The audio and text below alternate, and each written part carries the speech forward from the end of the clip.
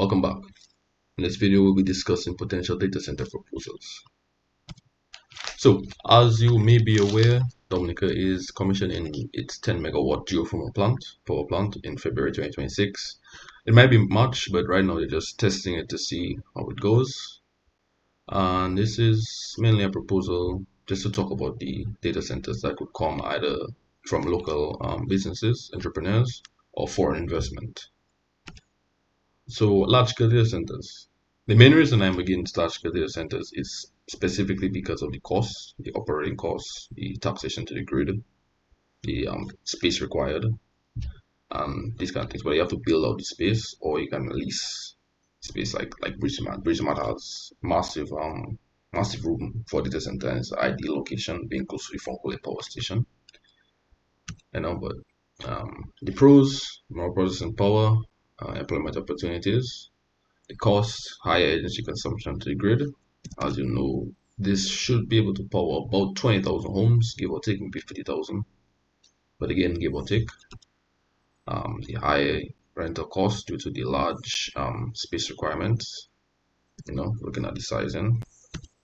And the large cooling rigs that will also be required. As you know, this produces a lot of heat.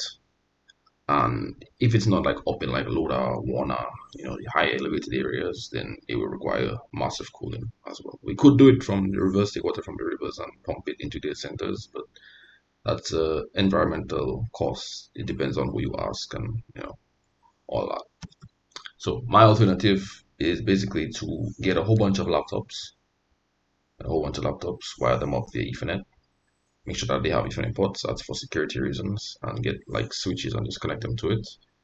So you have the free ports 1, 2, 3 connecting to the different laptops, and the free port going back to the ON, the ONT, the ONU, the modem, whatever gateway your ISP gives you, or if you have direct connect, to the local IXP is up to you. Number 2, headless machines, so you don't really need to like open them to work on them. You can connect to them like via SSH or whatever means you decide to do, tail scale, whatever. Have a modem nearby. You don't really need expensive plans from your ISP depending on what you're running. Again, if you have direct access to your IXP, then they really matter because you'll be connected to them anyways without having to go out to the internet. Smart scale data centers, the pros: low energy consumption. Upgrades won't cost an arm and a leg, depending on what you need to bring in. You won't need to really like take stuff offline to do it. You can do a hot swap. You can do it in large data centers too, but it'll take more time, basically. Lower upfront investment, cheaper again.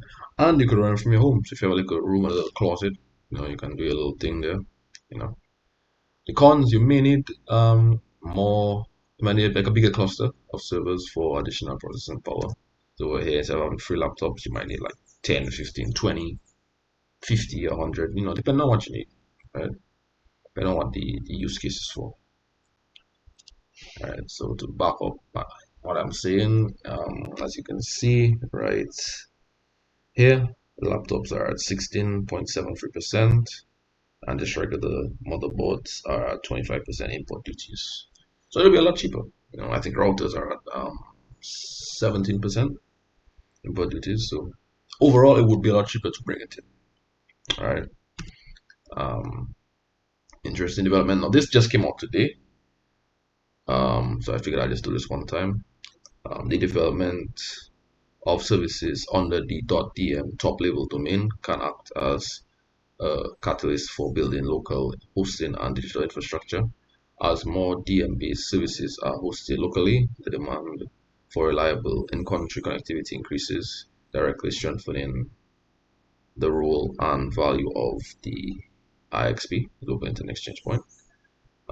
A more active IXP in turn will become more attractive to content delivery network CDNs seeking to place cache closer to users and enabling local delivery of digital content. So in case like the internet goes down, like the external internet goes down, if we have some stuff hosted locally, we can just connect to those local sites instead of trying to connect to the internet. This will also cause lower transit fees for our local ISPs. So in case people want to like watch something happening locally, I want to like stream it to like Facebook Live or YouTube Live or Twitch. We stream to one of our local streaming providers that we have, and let them handle it. You know, I will leave a video on the top right side of the screen to talking about the video that I did about a local IXP at the NTRC office. And yeah, that's it for now. Till next time. More videos coming soon. Stay tuned, and I will see you in the next one.